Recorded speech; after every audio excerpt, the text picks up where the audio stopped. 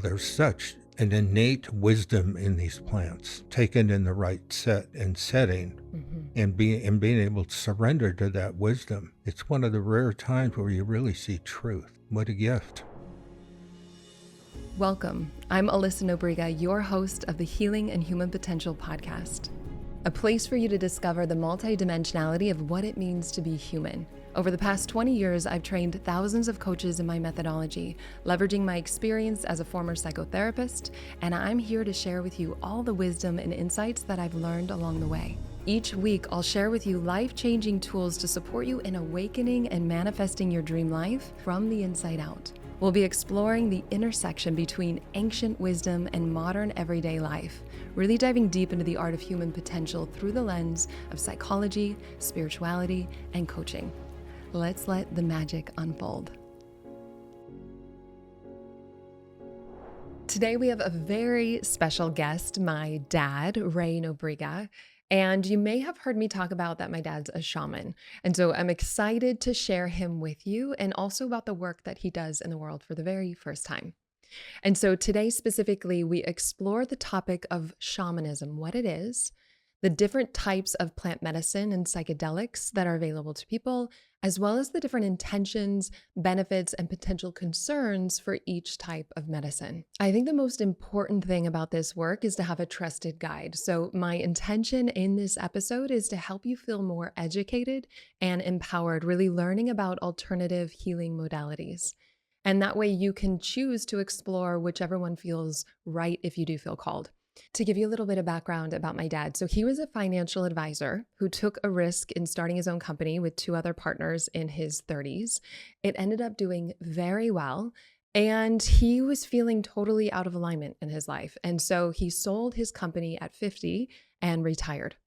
Because of the pain that he was going through, he did a complete 180 in his life. He started apprenticing with a shaman and has been doing that work for the last 27 years. What I love about his story is that he's very much in the world, but he's also committed to doing his work so that he lives a really authentic life and honors a deeper calling.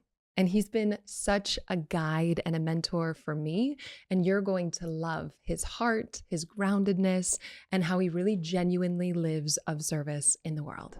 I love that we get to do this. What a gift. Thank you for being here. Oh my gosh, thank you. I'm so humbled and grateful. And Yeah, it's an honor. It's an honor. Thank you. And I just, as we're doing the Florida water before we start, I'm like, I've been doing this since I was 14. Like this is somewhat like childhood for me. So I love that we get to share about this work together and some of our story even.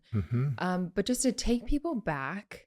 So 27 years ago, medicine work, shamanism was not very popular. And yet you went from a financial advisor doing very well, selling your company, turned shaman. So can you just tell us a little bit about your story and how that came to be?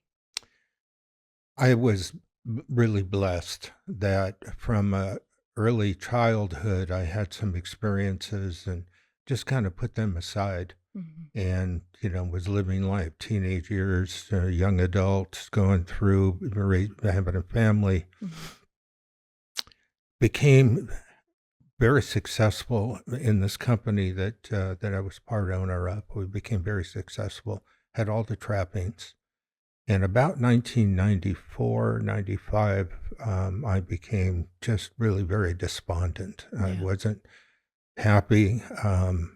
And the more that I was unhappy, I kept seeing, what do you have to be unhappy about? You got a beautiful family, income, blah, blah, blah. Yeah, all the guilt. So it was on a drive to Sedona with our organizational development consultant.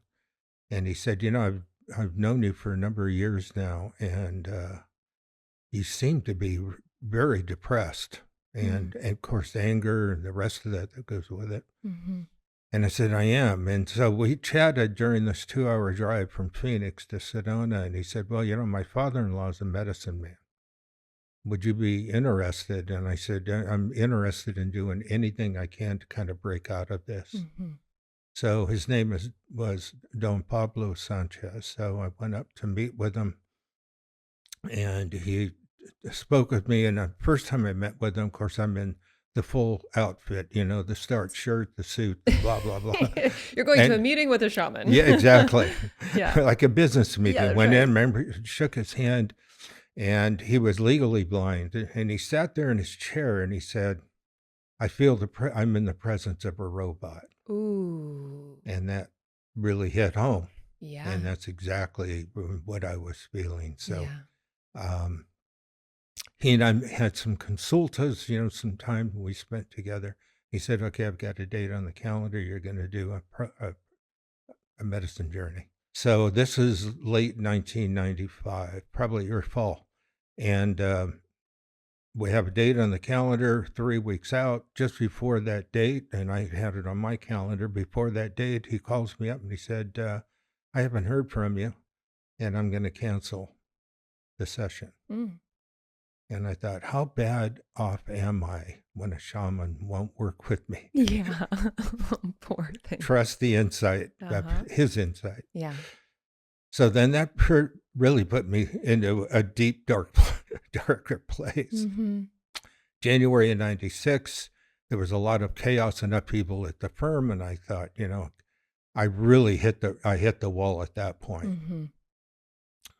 The Pablo's son-in-law, the organizational guy, calls me up and he said, maybe it's time to get Pablo a call. And I thought, he already turned me down once, but I'll give him a second chance. So I went up to meet with him. He goes, now you're ready. Mm. That's really beautiful that he was trusting himself and the integrity of the timing, because I think that's really rare nowadays. People are is. just like, here's money, let's go. Right. And there's also a lot of just jumping into straight do medicine work before actually having more of the foundation and some of the healing work before doing it. And, there's could be pros and cons to that, which we can talk about. But the integrity of him holding and Yeah. when it was going to serve you most Yeah. to do the work is really beautiful. Exactly. So Mhm. he waited till I really had a meltdown. Yeah. And then he said, okay, now you're ready. Now you're ready to surrender. Mm-hmm. Really was the issue. Mm-hmm. You're not going to go in there trying to control, because everything in my life was under control, quote unquote. Yeah. So that was, And it sounds like some of your operating system before was yeah. out of your strategy out of trying to create safety for yourself was through control. Mhm. And that led to a life. And I know you put yourself through college. Nobody in your family had gone through college. You really showed up to make a different life for yourself and for your family.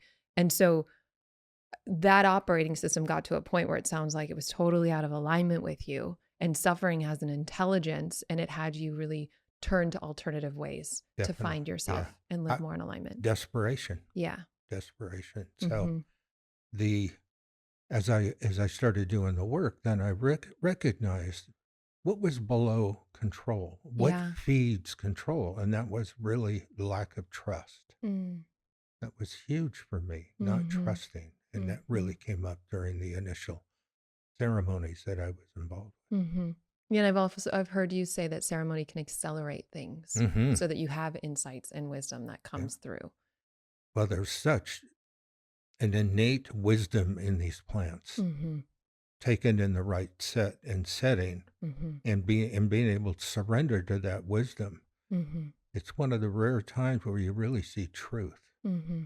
Mm-hmm. Your filters are off, and what you see, it's not and again, only from my experience, it's not so much that I'm trying to control anything, but once you surrender, they will show you truth without directing you to do anything with it. Leave that up to you. Yeah. Yeah. What a gift. Mm-hmm. Yeah. And for people that don't know what shamanism is, can you share with us, just so we are on the same context of what is shamanism? Shamanism is the ability to recognize that there are there's a greater universe than what our minds have constructed, Mm-hmm. what we operate in each day. Mm-hmm. Some people call it being able to pierce the veil, to go to the other side. But it's really opening ourselves up to the gifts in the plant world and nature, the ancestors, wherever our guides come from. Mm-hmm. It's that ability to work with them to receive information Mm-hmm. and to do something with that information, that guidance. Mm-hmm. The So consequently, the more personal work we do, the more that we can, it's an alchemical process that we go through for transformation and transcendence, Mhm. transcend the mind and transform the way we see reality, Mhm. the way we operate in the universe. It's so, so important. Mhm. Consequently, the more personal work we can do, the Native American concept of hollow bone is really what it is. The more we can do, the more we can release of traumas, of fears, of limiting beliefs, on, the more we start to be able to expand our consciousness, Mm. to be able to accept all reality. Mhm. And would you say a shaman is a guide, a helping bridge to help open a client, or how would you say the role of Tra- the shaman? Traditionally, the shaman is someone born in an indigenous culture. Mhm. And that shaman is typically the one who is the leader of the clan or the community Mhm. and is the one that takes responsibility for receiving information to keep harmony and balance within that community. Mhm. Mhm. Okay. Yeah. And so you start working with Pablo Hmm. and you do a few years of doing your own Yeah. personal work. Yeah. For a year and a half, at least monthly, I Mm. would do a journey with him, sometimes more than that. And then he was got to be pretty frail. Mhm. And one day he said, I've got a client coming in and I want you to take the medicine, go into his journey and tell me what you see. And that's the apprenticeship. Not a lot of trainings. No, not at all. Sink or swim. I Yeah, trust that yeah, you yeah. have the intelligence and wisdom inside of Mhm. you to It know was what to do. okay. Yeah. Just follow him. Okay. So he would still do the integration, but he had diabetes and he had a number of physical ailments. So Mhm. that was my my initiation into But you, this yeah. realm. But you were really committed to doing your work, Oh so yeah. much so that within what, a year and a half or so, that he then invited you to hold space and Hmm. start apprenticing you doing Hmm. shamanic work. And what's interesting on my side, I was maybe around, I would know I was in middle school at that time when I felt like our Yes. entire family had an awakening at the same time and we weren't talking to each other about it. So my Jeff, your oldest, is, I would say, like the one in the family that wasn't questioning all the spiritual things as much as everyone else was. I've got my other brother, you, and mom. And we were all questioning reality and what we knew to be reality in different ways Mhm. at the same time, where we all had an awakening. We started talking to each other about it. And bless Jeff, he's like the black sheep in our family and the normal one, quote unquote, in society. And, he also has his own connection, which is really beautiful. But we all started going through that at a similar time. You with Yeah. shamanism, mom with like Deepak Chopra and, Hmm. some of Wayne Dyer and that work. And then me just praying to the moon, playing guitar and just questioning everything. Hmm. Scott with the Grateful Dead. We all had our own ways of doing Hmm. this. And then we started talking about it. And this is at the time then when you were apprenticing with Oscar. And that's when I joined the shamanic circle Yes. because I was, I was raised Catholic, but then once I got my first communion, you guys were like, well, whatever you feel true, whatever Hmm. feels true for you, follow that. And I'm like, there is a God. And I just started listening and finding my own autonomy through questioning everything, which is still my same spiritual practice. And I loved that I got from maybe 14 to 20 to connect with you in community where a lot of it was working with a mesa, working with an altar in silence, really deeply listening. Like there's such a foundation in the Peruvian shamanism world that we did together for Hmm. much of my adult years, 14 to 20. Talk to us about the work in that period of time. So you went from Pablo to that period of time. Yeah. So Pablo passed over in 1998. And there was something when the 2 years that I worked or did ceremonies with him and did some training, there was something missing, and I didn't Mm-hmm. know what that was.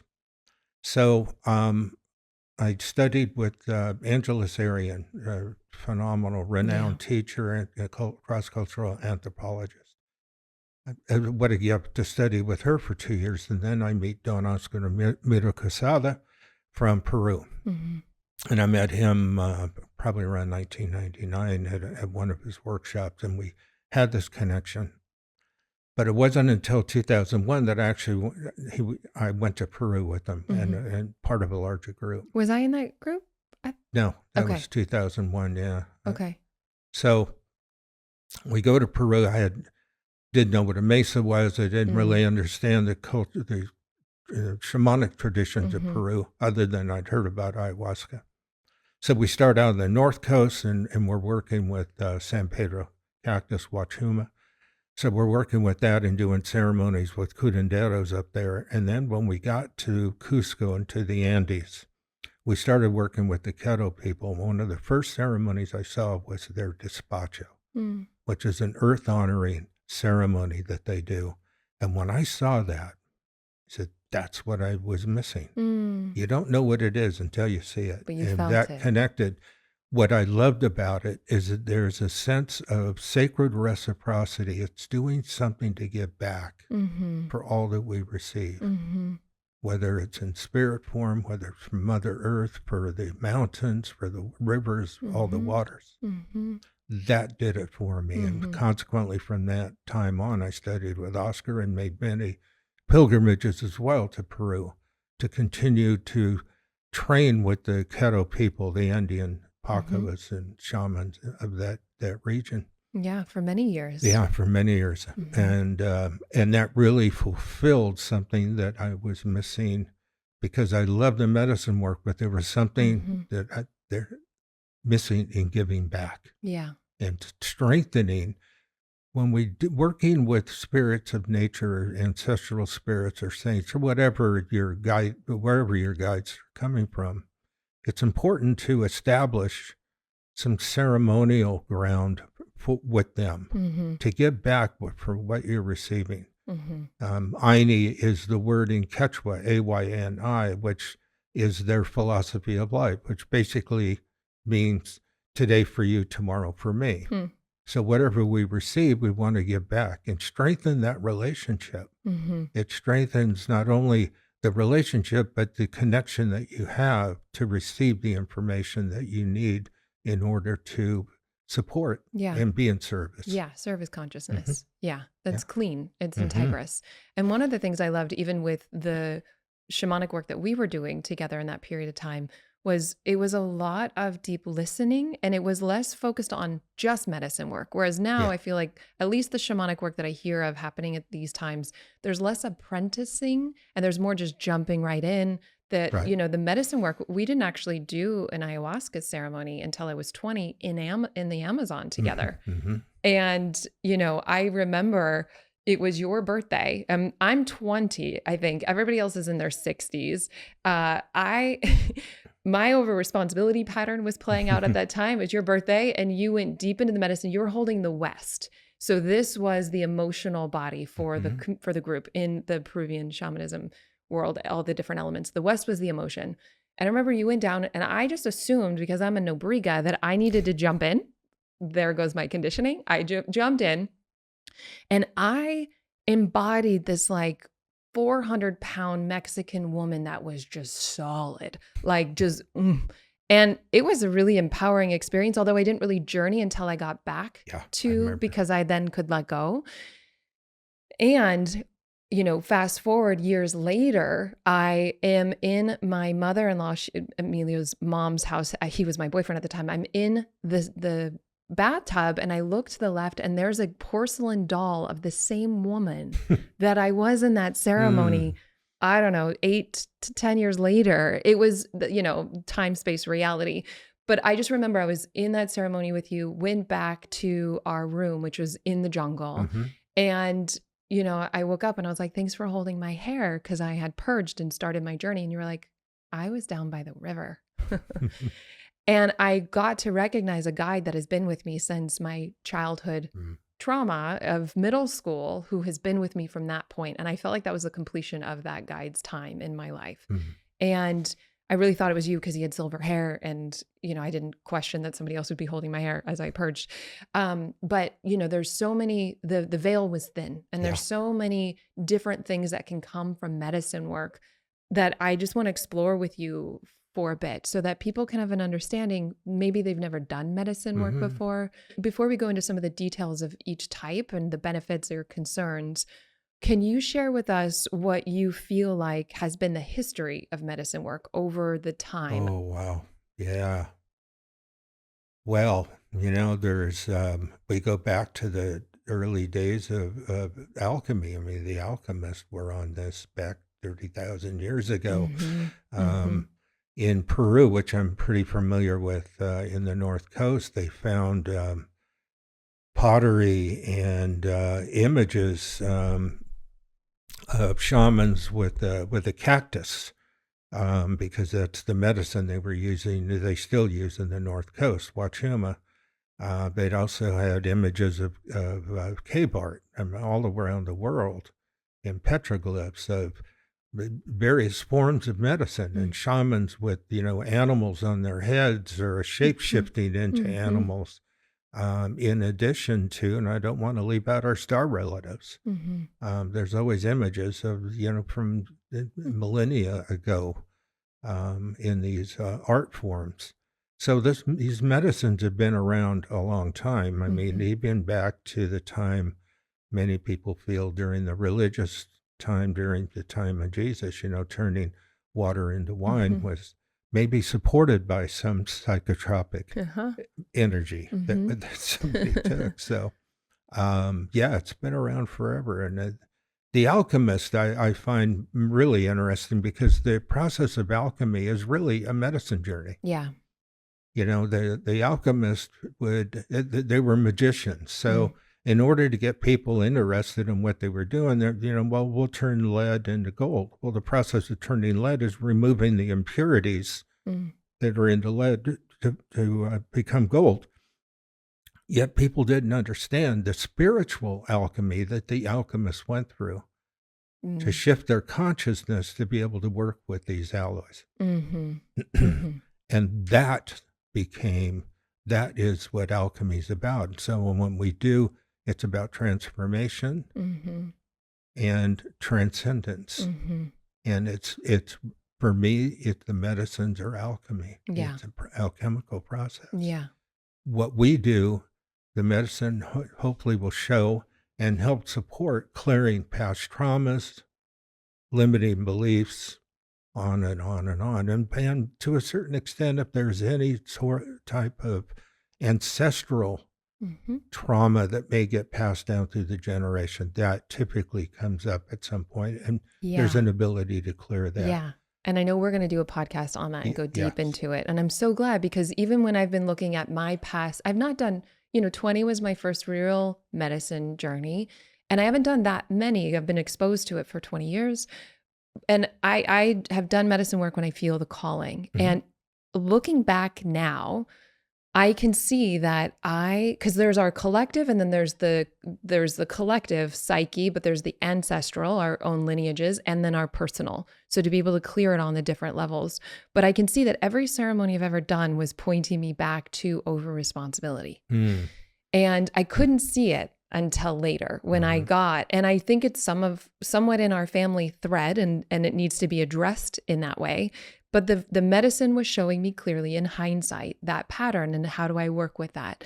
And so, I think having a ceremony is really beautiful and important. And then the next day, having that integration.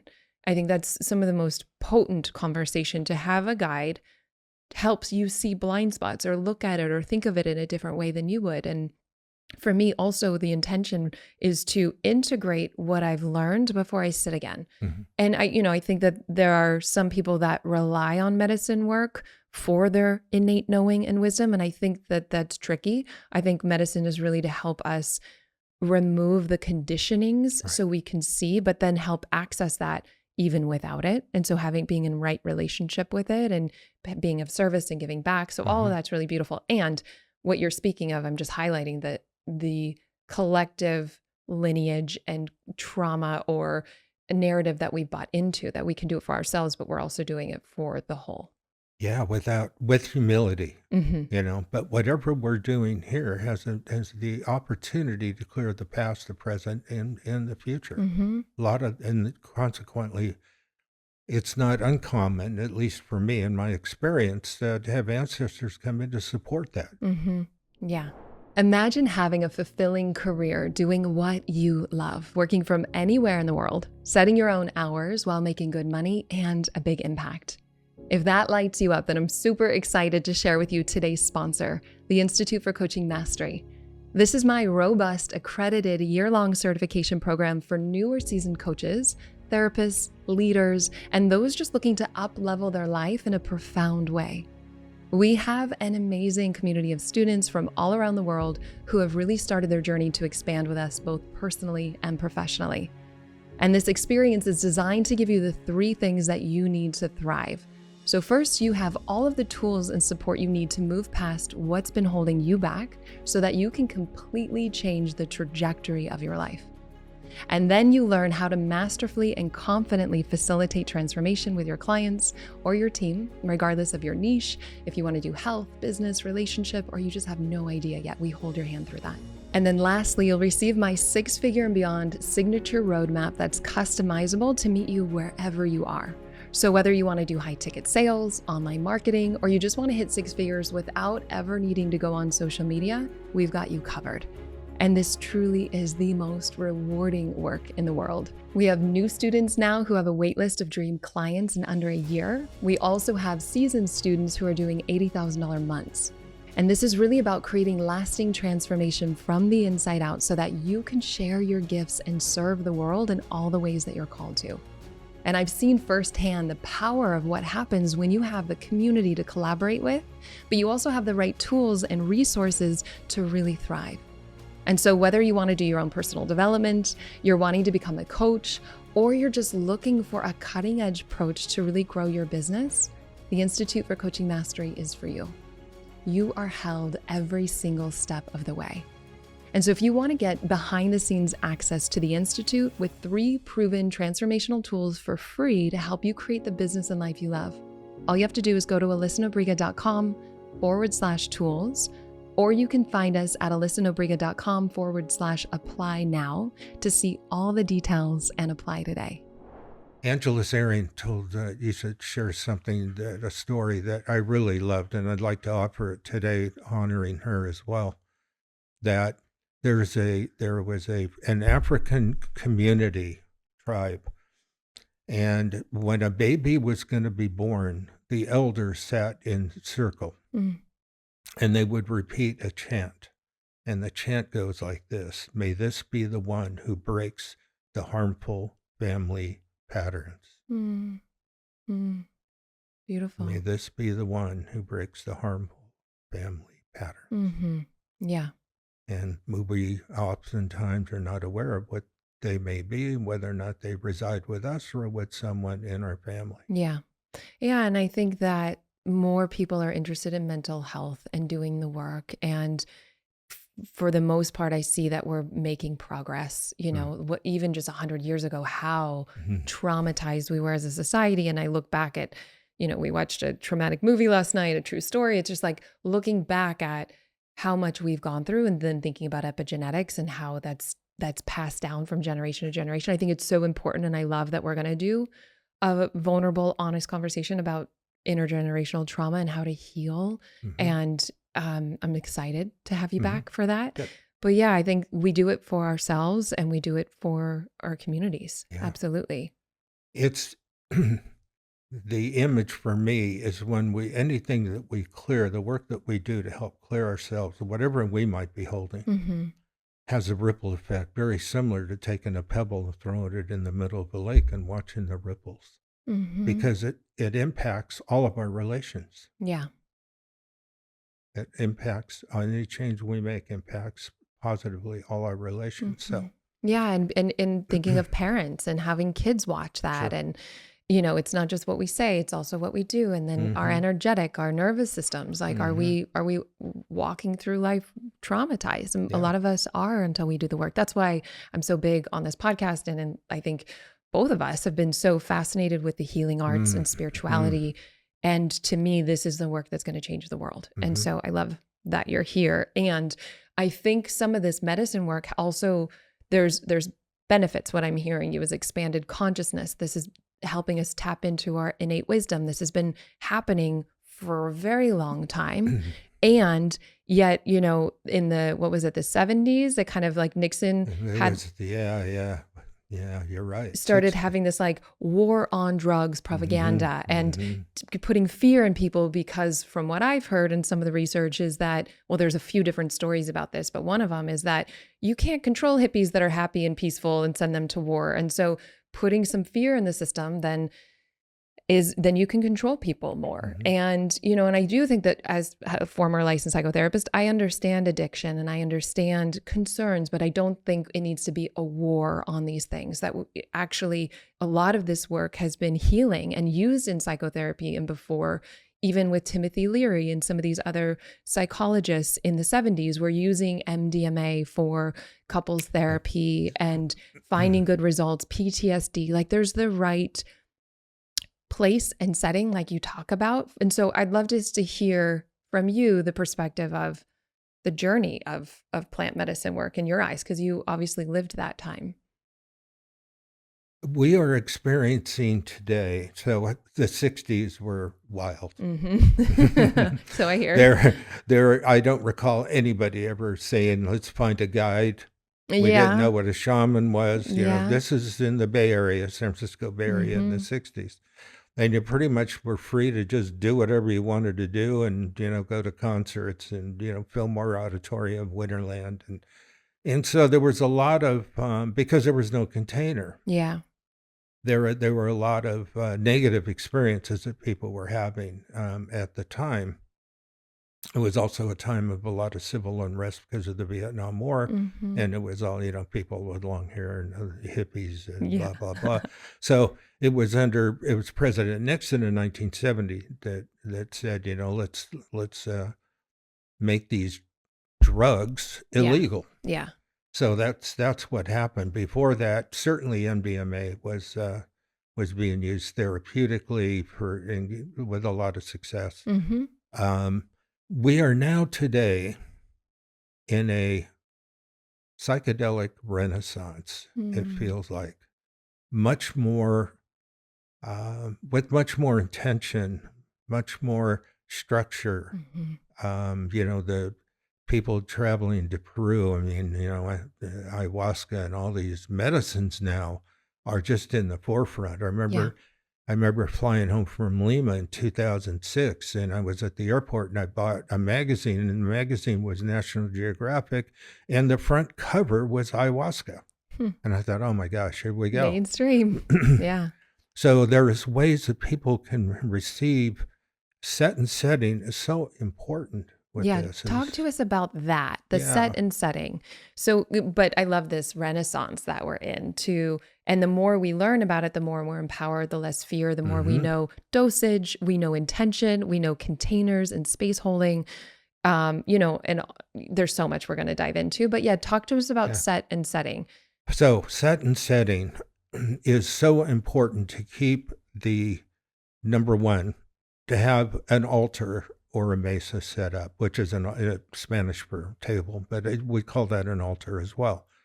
It's so important to have a repository, whether it's a crystal or a feather, whatever you want to call in, to open that up for a safe space for the spirits to come in and to settle in for the evening, for the ceremony. There's also a way to clean the area, you know, copal, or you can use Palo Santo, whatever it might be. And basically bringing a peaceful, clean environment for myself and others to have an experience. And that is where the facilitator sits and helps people at the right time get with their experience, to hold space at the end. In you know, our Western culture, everybody loves to know. We have this insatiable appetite to know. So we do integrations maybe the next morning, which has never been my experience in Peru. Interesting. Because they get up and walk, you know, it's you and the medicine, you know. You've got your own wisdom and exactly. Yeah, you talk to the plant. And but you know, in our culture, people want to talk. I think it's helpful. I don't want to to disempower that process, because it's helpful, particularly the next day, to maybe anchor some of the teachings. Mm-hmm. What did I learn last night that I can anchor in this reality? Now we talk about, how do I incorporate these changes into my life? Yes. I tell people the journey is the easy part. Uh-huh. It's the integration after Yes. that creates the Yes. challenge and requires so much commitment. Yeah. And I know that just from research that having an immersion, it could be even a journey, opens you, it starts the experience, but having that integration afterwards is some of the most important ways Yeah. to create sustainable change. Community is one of them. Having that ongoing integration work, I think, is really important. And more people have guides like a coach or a therapist or somebody or medicine woman or man to support continuing to integrate that into their lives. But I didn't really understand the power of set and setting. I was raised in it, kind of assumed all shamans got trained in this, and then realized that, sometimes I think it's a disguise for just drugs. I don't think that people have the proper training or set and setting, and then they're doing things, which is fine if it's recreational, if that's their intention. There's no judgment. And I know I did a ceremony at my house one time, and what you call hoocha, dark or funky energy, got stuck in my house. And the first thing you said was there an altar? Was there a mesa? And I said, no. And so then you had to help me clear the energy, or not help me, you cleared the energy with a pendulum, starting to do energy work so that it wasn't so stuck in my home. And so people just realizing hygiene, like the energy ecology, just understanding how to keep things clean, especially if we're the ones that are holding space. Yeah. Or, and I think one of the most important things about being held in a ceremony is the facilitator, the intention, the depth of work they've done, their integrity. That's partly why I want to share your wisdom with people to help educate and empower people about the different options, the different intentions with different medicine work. So for people that don't know a lot about medicine work, I'd love to go through different types of medicine, the benefits, potential concerns, or intentions of them, so that, again, people are empowered and educated.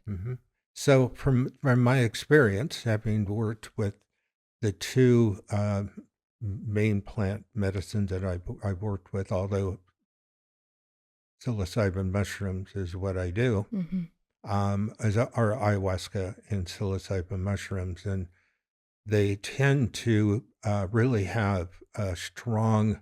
There's such innate wisdom in these plants that will come through. That's they know exactly what the patient needs. They give that to you. They have different ways of communicating, and every journey is different. Each is unique. There's no two that are alike. So the medicine comes on, and with these two plants in particular, it displaces the ego mind for a period of time. So it's really you and your consciousness is open to receive, right? Again, Your my experience. That's right. I love that. I find that mushrooms, the psilocybin mushrooms, are a little bit more gentle on the body physically. Yeah. Whereas with the ayahuasca, for a lot of people, there's oftentimes some purgative effect from it. And although, you can throw up on an ayahuasca journey and you will still have a full-on experience. So whatever that plant is bringing up that needs to be cleared, that's one way to clear it. So the two, just generally with mushrooms, very rare. Will I ever have anybody that's got any physical symptoms? More common when I've done ayahuasca in the jungle, I've seen much more of that. So yeah. But they're both amazing, credible plant teachers. What do you see as some of the benefits? Some of the gifts? The benefits are what you receive because of your expanded consciousness. We're open. These plants bring you open, and over time, you're able to actually commune with the spirit of the plant to find out, if you're being taught something and you're not quite getting it, to be able to ask questions. But it's full on open consciousness, which is what we're all looking for. Mhm. Yeah, Mhm. Mhm. yeah. So those are the two plants. Yeah. MDMA, I find that has been really, really good for people that aren't quite ready for the full blown experience of either ayahuasca or mushroom or psilocybin mushrooms. Mhm. It gives a bit of a displacement of the ego mind, Mhm. but you're very aware of your surroundings, unlike the two other plants that I mentioned, Mhm. which will take you into other realms, other Mhm. realities. Mhm. These, the MDMA and the Wachuma, the San Pedro cactus, in my experience, you're very aware of what's happening, your surroundings, yet you're much more open. Your Mhm. heart is Open-hearted. much Yeah. more open. Consequently, the MDMA has been used quite a bit, and I've used it as well for people with very significant trauma, PTSD. Yeah. Is a really wonderful medicine for that. Yeah. Or people that haven't had the experience, and I think, well, maybe this would be first step before they get to doing a psilocybin mushroom journey. Mhm. Yeah. It's very heart opening and gentle and Hmm. soft. Yeah. And I know that you work with MAPS, right? The MAPS Institute. Yeah, I want to give credit to Multidisciplinary Association for Psychedelic Studies. Mhm. They're doing a fabulous job of working with the pharmacology of these medicines and the appropriate application within the appropriate set and setting Yeah. to bring this out of um, i- getting the scientists to really science-based information out there to help shift the perspective of our Mhm. legislators. Yeah. Yeah, the narrative and then to see how does it benefit and to support healing Yeah. and when to use it. And of course, and with so much research and science behind it, then we understand w- what are the limits with it and Hmm. when does it go into a place that it's not healthy or helpful. And Hmm. so it sounds like, yeah, I love that MAPS is doing this work. And as important, Alyssa, it's about training Hmm. these practitioners to Yeah. be able to offer it by making sure that there is some the set and setting are really placed in high importance. How to set that up, how to take people through the experience, and then working with the integration. Hmm. So Hmm. it's really a beautiful program that they're doing, and I would certainly ask everybody to support their efforts. Beautiful. Hmm. Thank you for sharing that. And so we have psilocybin, ayahuasca, MDMA. Is there any others that or San Pedro, you said as San well? Pedro, yeah. Yeah, those are the main ones that. Those are from my experience, they're, I find that they have a lot of healing potential Hmm. with them. And that's not to say others don't, but Yeah. my experience, those are the four. Hmm. And is there a story you can share, either your own or a client that you've worked with, and the power of working with the medicines and how that's changed their lives? Anytime, and I'll give you for myself, Hmm. back in 1996, the first experience that I had with psilocybin mushrooms was one that really connected me to my ancestral lineage, or Hmm. our ancestral lineage. Um, your great great grandmother, my great grandmother, was a healer, and I think as a it was a gift for me to be raised in the family that I was raised in. Because of her, spirituality was very much accepted, Hmm. and it really made it easier for me to go into this realm as well. Hmm. And that first journey was there was I felt my potentiality, Hmm. and part of it was through the ancestors that I had recognized, but then there was an expansion right off the bat. My ability to my vision was enhanced, and so I just more and more that I did, and the more expansive I became, Hmm. and it takes a while though because of the integration and the work to integrate all that you receive. That's the hard part. Yeah. As I tell people this today, that 4 or 5 hours that you might spend with me That's easy. What do Mhm. you do with the information? How do you bring Mhm. that, modify your lifestyle, modify your belief system, Mhm. do your ceremonies to Mhm. release, to release, to release. See truth and trust what you see. Mhm. Mhm. Very rare do we ever get a chance to see truth Yeah. And with it. so I hear in some ways like going to Pablo in the beginning, feeling like you were having this operating system of, control and survival and then first being exposed to do the work, the medicine helped you connect back to yourself, Yeah, back to of truth. course. And then the rest of your life has been to live in alignment with Yeah. that. And 27 years later. Hmm. And I know for me, we did a ceremony together in the Amazon. I we You facilitated and I held space on one ceremony. And then Hmm. at one point I was like, I want to have the experience of you holding space for me. And so we got to have that experience Hmm. as well.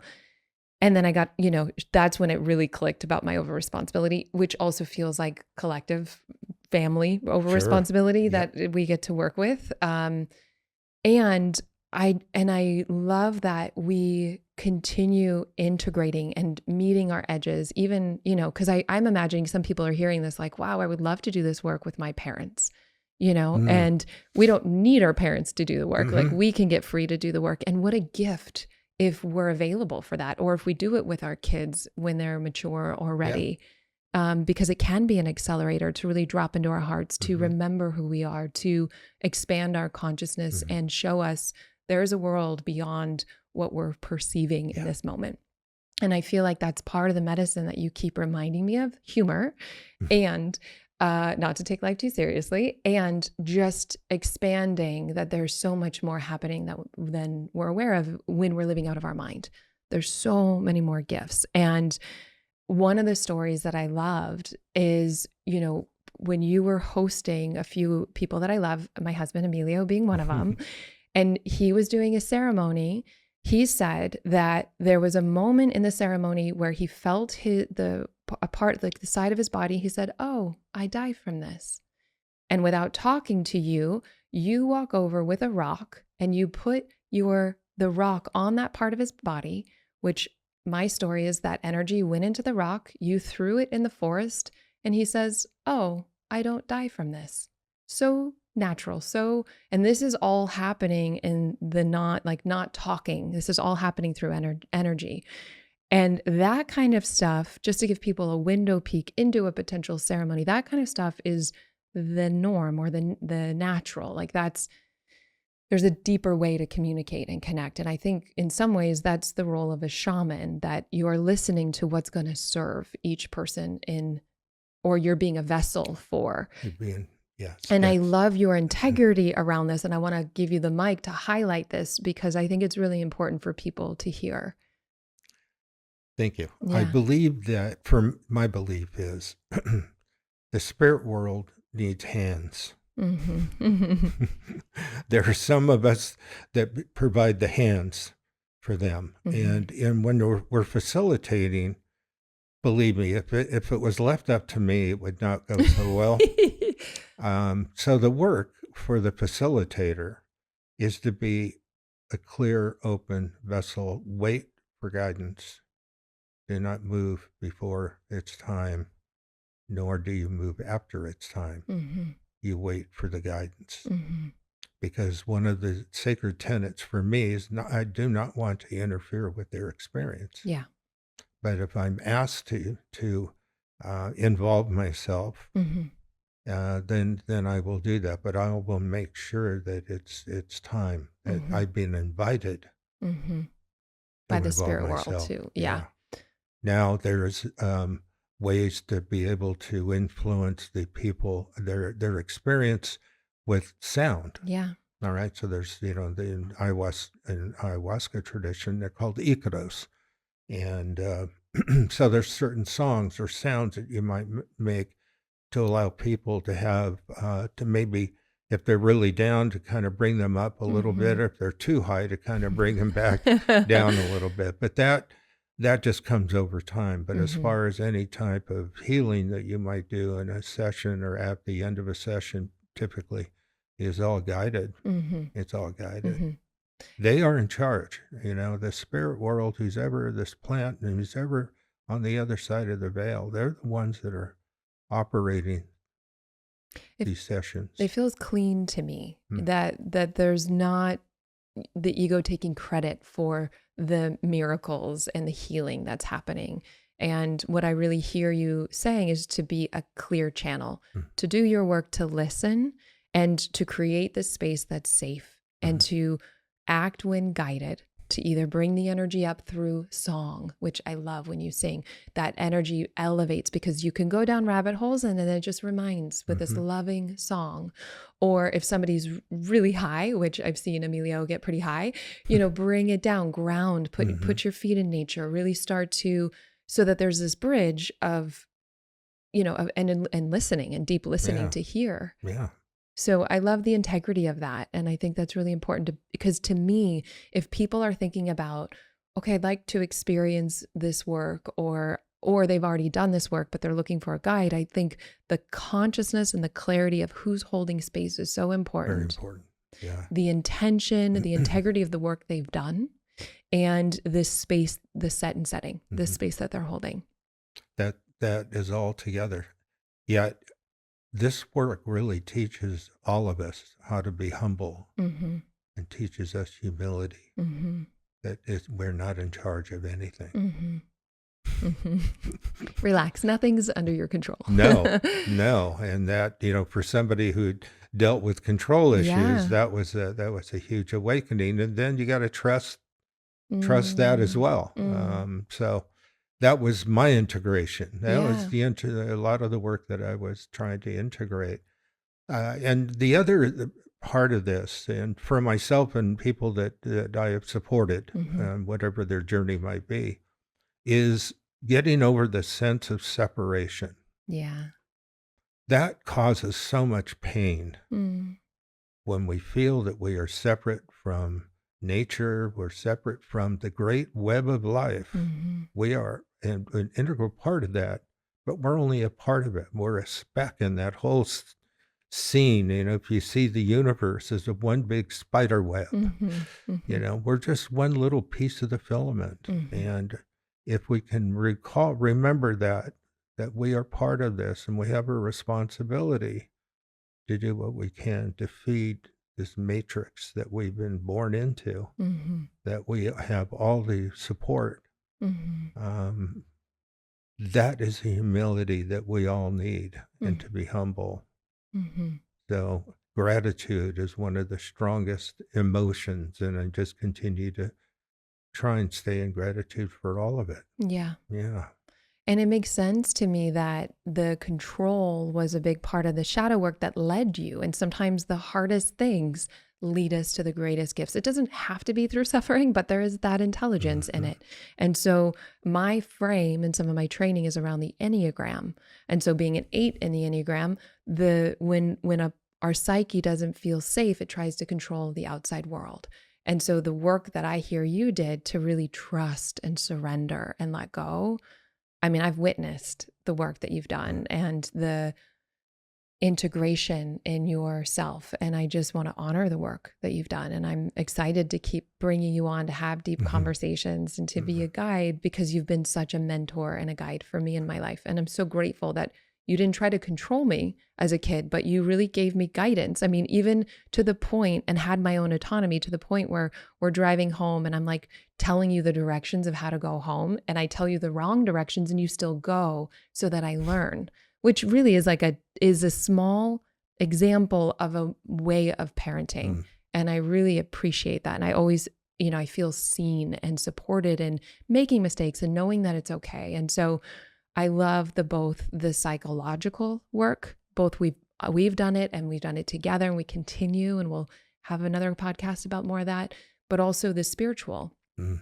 and to feel what's beyond the sense of self, this deeper connection with all that is. And even as a kid, being sent to my room, I shared this with you, even being sent to my room before bedtime, before it was, my body was tired, I would just trip out in vastness, in the void, this dark, black on black, intimate, velvety nothingness, like I'm in the sky with no stars. And having that reference point of peace and safety in my body, and then going to silent retreats later in life, being like, oh, this feels like childhood. What a gift to keep that open. And I think the more we can nurture kids, because we innately have that within us and we don't condition through fear, or having medicine work to remind us, to reawaken that within us. I mean, that again is going to change the world. It's changing the world. It is changing the world, starting with us. Yeah. And so just in closing, is there anything else that feels important that you want to share with people around medicine work or their own healing journey? Couple of things. Number one, there's a saying that I heard in Peru years and years ago. And the saying is, the medicine is for everyone, but not everyone is for the medicine. Yeah. Be thoughtful. Really be considerate before you undertake something like this. And there's so many gifts in there for you once you're ready to receive. And it's life-changing. Yeah. It's life-changing. So I am honored to be a carrier and to be asked to carry the medicine and to be your father. I love you. And to be here today. Yeah. What a gift. It's really beautiful to share you for the first time with my community. And I know that they're going to want to stay connected. They're going to want to hear what you're up to. Where do they find you? Oh, the website is The Sanctuary at MountShasta.com. And we'll put that in the show notes. Yeah, you've got a beautiful, what is it, like 50 acres of land. 40 acres. 40 acres with this like beautiful jade pyramid and a ceremonial space. And, you and Valerie, your wife, both do some really beautiful work. And I think that's nice also that you do it sometimes in tandem, the masculine and feminine and different gifts that we carry in support of doing this work in the world. So I am so grateful that you're my dad. And I'm so grateful that you came on today. Thank you, honey. Thank you for the opportunity. I love you. Thank you so much for doing this work that changes the world, starting with yourself. It truly does make a difference. And if you're finding value in this podcast, a cost-free way to support us is by leaving an up to 5-star review. It does mean the world to us. And as a thank you gift, we're going to send you one of the most powerful tools that you will ever discover. You're going to get behind the scenes access showing you how to live into your full potential without letting fear hold you back from stepping into your dreams. Just head over to Apple Podcast or Spotify and leave a review now. You can take a screenshot before hitting submit and then go to alyssanobriga.com/podcast to upload it. And make sure to have your automatic downloads turned on wherever you listen so you don't miss any of the upcoming episodes. I have so much magic I can't wait to share with you. And you can find all this information in the show notes below. But lastly, if you're on Instagram, I love connecting and hearing from you. So come on over and say hello. I'm at Alyssa Nobriga. Thank you again for being here. I cannot wait to share more with you.